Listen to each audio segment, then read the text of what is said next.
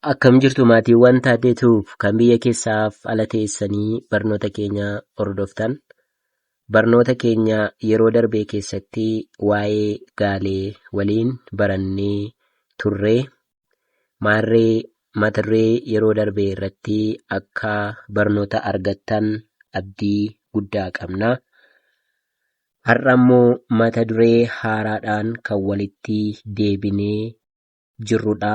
Innis immoo dhimma marii keenya yeroo darbee keessatti osoo gara keeyyataa hin dhufin namoonni barnoota afaan Oromoo keessatti iyyuu dandeettiiwwan afaanii arfan kanneen barreessuu, dubbisuu, dhaga'uu fi dubbachuu wal hin qixxeeffatinii fi osoo gara keeyyataan naqin dhimoonni isaan bu'uuraadha waan ta'eef jecha dhimma marii keenyaa irratti yeroo darbee akkanii himaanii isinitti deebi'u yookiin immoo himoota ijaaree namoota dubbisuu fi barreessuu hin dandeenyeef akkasumas immoo waa'een mata duree barnoota koo maal akka ta'e warra hin galleef waadaa isiniif galee qabadhee isiniif dhiyaadheen jira. Maarree isin immoo kan isinirraa eegamu yuutuubii keenyaa warra maatii keenya hin ta'iniif yuutuubii keenyaa sheer gochuu hin dagatinaa. Akkasumas immoo warri maatii keenya taatan barnoota nuti isiniif qoonnu kanaa hordofuu hin dagatinaa isiniin jenna. Maarree taaddeentuu barnoota isaa yeroo darban keessatti qubee afaan Oromoo kaasee sirna tuqaalee dabalatee wantoota hedduu barnoota isiniif akka kennaa ture ni yaadatamaa. Maarree namoonni hedduun keessan yuutuubii keenya irraatii akka barnoota guddaa argattanillee abdii guddaa ni qabna.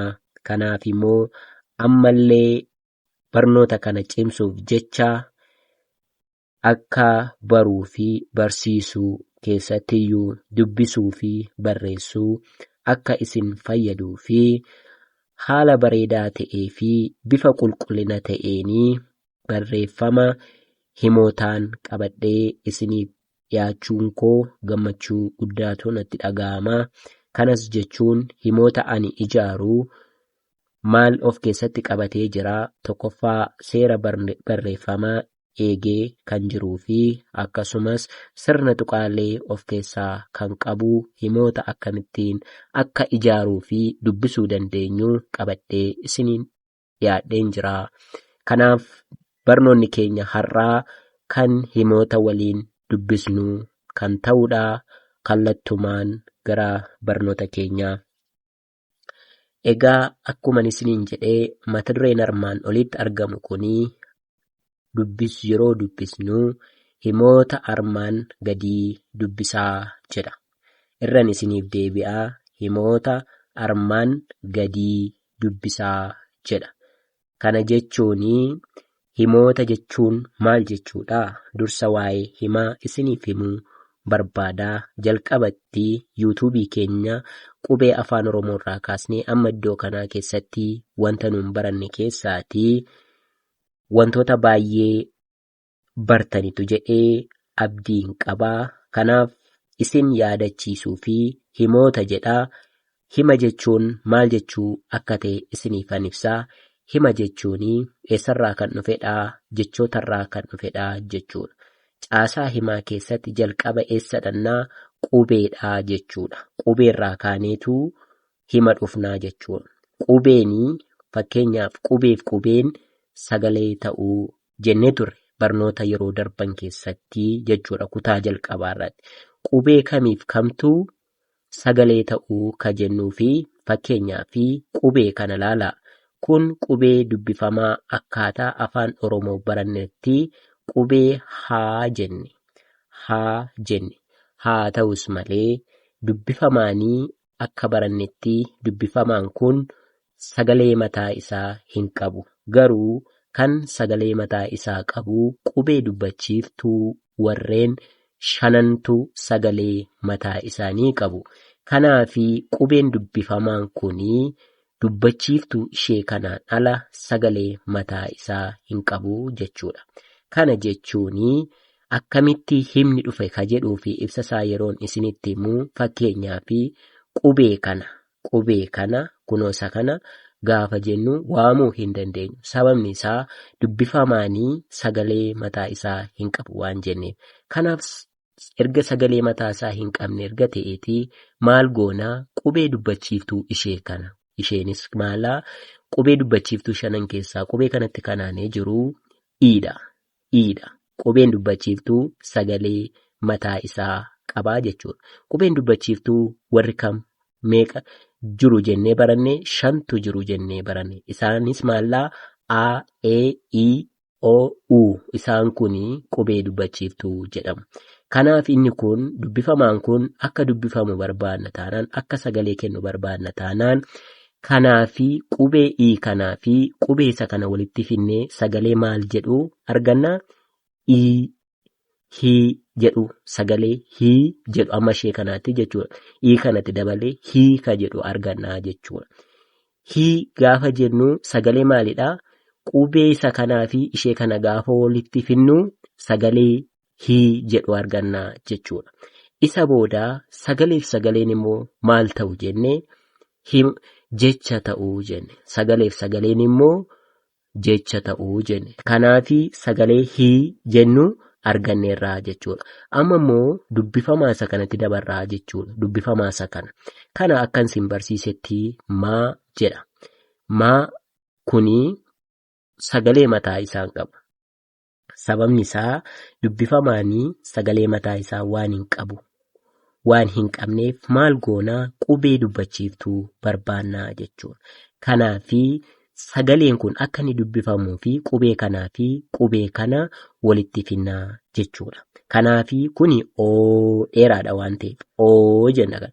Kun immoo hin dubbifamu. Sababni isaa dubbifamaan sagalee mataa isaa hin qabu waan ta'eef qubee dubbachiiftuu kana itti daballaa jechuudha.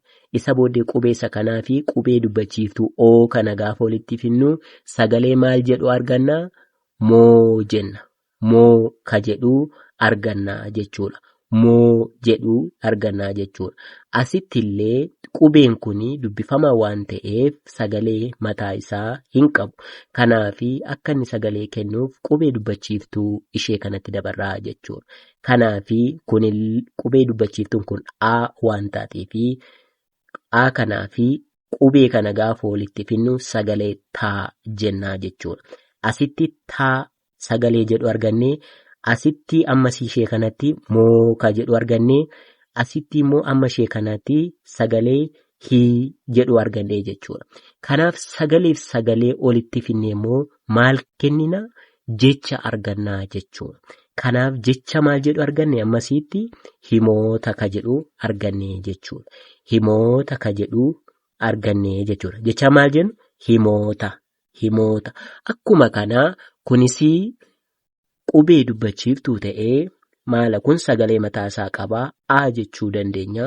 Kun sagalee hin qabu dubbifamaa waan ta'eef kunis sagalee hin qabu dubbifamaa waan ta'eef gosa dubbifamaa keessaa immoo akkuma isinitti himetti sagalee kana walitti finnee armaan kan jedhu argannaa jechuudha. Jecha armaan jedhu argannaa jechuudha. Sagaleensaa isinii gala jedhee yaada. Kanaafi wantoota kana lammanii himoota armaan ka jedhu argannaa jechuudha. Himoota armaan ka jedhu argannaa jechuudha. Isa booddee asitti kanaaf kana jecha kanaa fi jecha kana gaafa walitti daballu hima argannaa jechuudha. Akkuma kanallee yoon isiniif ibsee akkuma sanaatii jechuudha. Kanaafi himoota armaan gadii dubbisaa ka jedhu kun hima. Kanaaf maal jechuu barbaadeetanii qubeef qubeen sagalee ta'uu, sagaleef sagaleen immoo jecha ta'uu, jechaaf jechi immoo hima ta'uu jechuudha. Kanaaf mata dureen keenya har'aa himoota kan waliin dubbisnu ta'a jechuudha. Himni maalirraa dhufe? Jecharraa dhufe. Jechi immoo maalirraa dhufe? Sagaleerraa dhufe. Sagaleen immoo maalirraa dhufe? Qubeerraa dhufe jechuudha. Kanaaf Kaaddeemtuuf barnoota afaan Oromoo lammiilee isaa kan biyya keessaa fi ala jiraatanii fi barnoota bifa qulqulluudhaan erga kennuu jalqabee oolee bubbuleera. Kanaaf maatii isaa jabeeffachuuf akkasumas immoo lammiileen isaa kun barnoota afaan Oromoo kana dandeettiiwwan afaanii arfan akka gabbifatanii fi keessa gadi gallee akka isiniif galuuf isin barsiisaa jirra. Kanaaf immoo isin immoo ordofuu hin dagatinaa jechuudha. Kanaafi himni eessarraa dhufee? Jecharraa dhufee. Jechi eessaa dhufee? Sagaleerraa dhufee. Sagaleen eessarraa dhufee?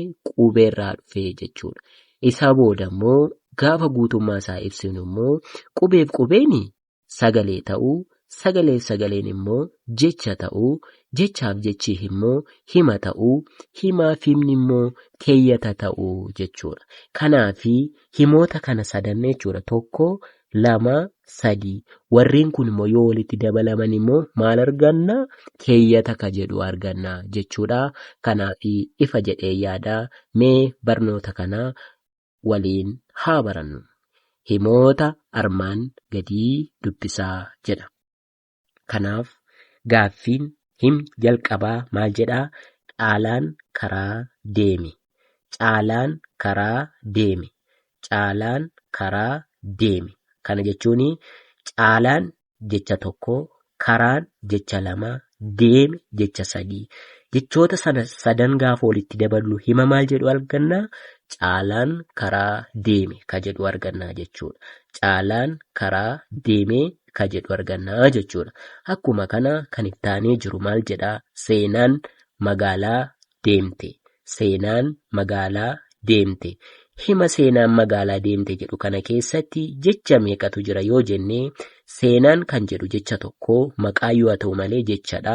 Magaalaa ka jedhus maqaa ta'u malee jechadha.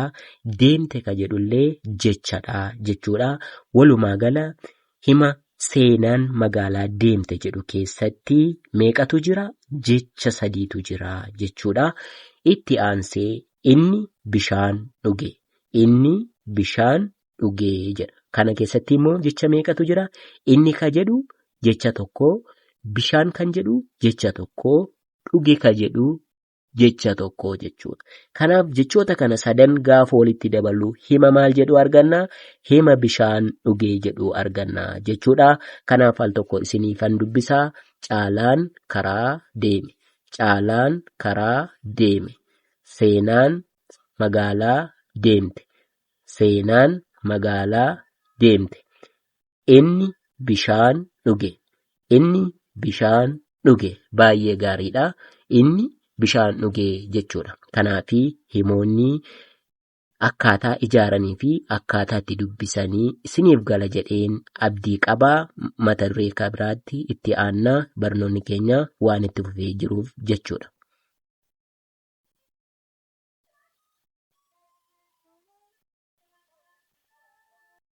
Egaa himni keenya akkuma itti fufetti jira. Inni kun immoo maal jedhaa? Himni kun eessa deemaa jirtaa? Eessa deemaa jirtaa? Mana qulqulleessii. Mana qulqulleessii. Mana qulqulleessii. Barattoonni mana barumsaa deeman. Barattoonni mana barumsaa deeman. Baay'ee gaariidha. Eessa deemaa jirtaa ka jedhu keessatti 1 hima gaaffiidha. Eessa deemaa jirta ka jedhuu fi jechoota meeqatu jira? Eessa deemaa jirta ka jedhu, eessa ka jedhu jecha 1, deemaa ka jedhu jecha 1, jirtaa ka jedhu jecha 1 jechuudha. Kanaafi akkuma kanas immoo waa'ee kanaa waa tokko isiniif ibsuun barbaada. Warri yuutuubiin keenya reefuu isin bira ga'e. Eessa ka jedhu kuni 1 jecha sagalee jabaa kan bakka bu'u jechuudha. Maaliif sagalee jabaa bakka bu'a? Jecha sagalee jabaa bakka bu'a? Dubbifamaan gosti tokko al lama olitti aane yoo barraa'ee jecha sagalee jabaatu uumama waan jenneef barnoota keenya yeroo darbeetti karaa jechaatiin jecha sagalee jabaa bakka bu'aa. Deemaa ka jedhu kun immoo jecha maalii bakka bu'a? Jecha sagalee dheeraa bakka bu'a. Dheerachuu fi gabaabbachuun dubbachiiftuu irratti waan hundaa'uuf yoo dubbachiiftuun gosa tokko ta'e jecha sagalee gabaabaatu uumama.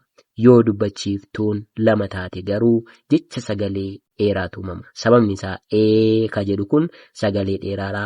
Maa ka jedhu kun illee sagalee dheeraadha. Kanaaf deemaa ka jedhu kun immoo jecha sagalee dheeraa jechuudha. Bakka bu'aa jechuudha.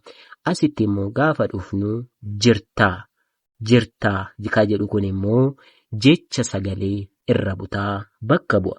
Irra butaa jechuun dubbifamaan gosa garaa garaa walitti aanee yoo barreeffamee jecha sagalee irra butaatu uumamaa jechuudha. Kana jechuun dubbifamaa kanaa fi dubbifamaan kun walitti aananii gaafa barraa'anii jiranii irra butaa jecha sagalee irra butaa bakka bu'uu jechuudha. Fakkeenyaaf dubbifamaan illee sagalee hin qabu. Kun qubee raa xiqqaa bakka buutii. Kun qubee taa bakka buutii jechuudha. Jarreen kun lamaniyyuu gosa garaa garaa waan ta'aniif irra butaa jennaa jechuudha. Maaliif irra butaa jennee asitti akkatti sagalee uumnu hin qabnu jechuudha. Qubee kana bira dubbachiiftuu waan hin jirreef isa kanatu waamsisaa jechuudha. Taa jenna. Jir innee taa isa kana sagalee kana walitti fidna jecha sagalee irra butaa bakka bu'aa jechuudha. Akkan ammoo mallattoo gaaffiidha. Mallattoon gaaffii sirna tuqaalee keessatti barannee jirra. Hima gaaffiin gaafatamuuf kan fayyadamu waan ta'eef kanallee viidiyoo darbanirraas ilaaluu dandeessu. Kanaaf himni kun eessa deemaa jirtaa jedha. Inni kan lammaffaan akkuma kana ta'ee mana qulqulleessi. Mana kan jedhu jecha sagalee gabaabaa yeroo ta'u, qulqulleessi kan jedhu immoo irra butaadha jechuudha. Isheen kun maaliif fayyaddii yoo sirna tuqaalee keessaa isinii hin galle ta'ee mallattoon raajeffannoon kunii maal fayyaddii? Tokko waan nama dinqisiisuu, lama akeekkachiisuuf, sadaffaan ajajuuf kan fayyadu jechuudha. Kanaaf hima mana qulqulleessi nama biraatu jechaa jira jechuudha. Mana qulqulleessi ajajaa jira jechuudha. Hima ajajaatii jechuudha. Kanaaf mana qulqulleessi jedha. Inni itti aanu barattoonni mana barumsaa deeman. Kun immoo tuqaadha jechuudha. Yaada xumurame waan ta'eef tuqaa fayyadamna jechuudha. Kanaaf barnoota akka barattan abdii guddaan qabaa. Al tokko irra deebi'een isiniif dubbisaa jechuudha. Eessa deemaa jirtaa?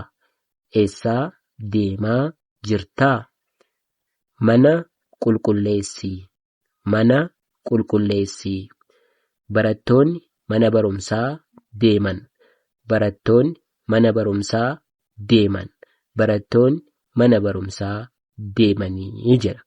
Har'agaa barnoota keenya akka gadi fageenyaan wanta duraan baranne caalaayyuu bareechee yaada hirmaannaa keenya yeroo darbee keessatti laayikiidhaan naa mirkaneessaa jedheetan ture. Kunoo isa waadaa isiniif galee har'a dhugummaa isaa isiniif milkeesseen jira.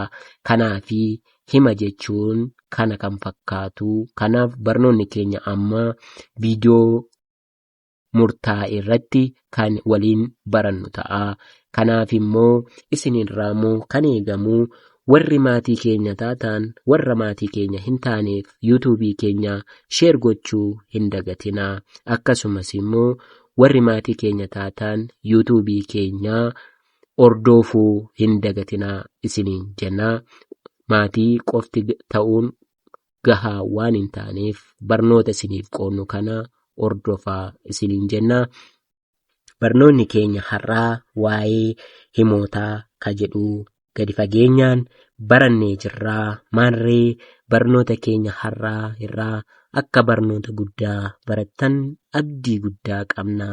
Ammallee yuutuubii keenya sheer, laayik, kooment gochuu hin dagatinaa. Yeroo liivii gallu immoo irratti dhimmoota ani isiniif hojjechuu barbaadu gaaffii qabdan kara liiviitiin yeroon galuu isinittiin himaa. Yeroo sana seentanii gaaffii barbaaddan na gaafachuu dandeessu. Waliin taanee barnoota afaan Oromoo haa guddisnu.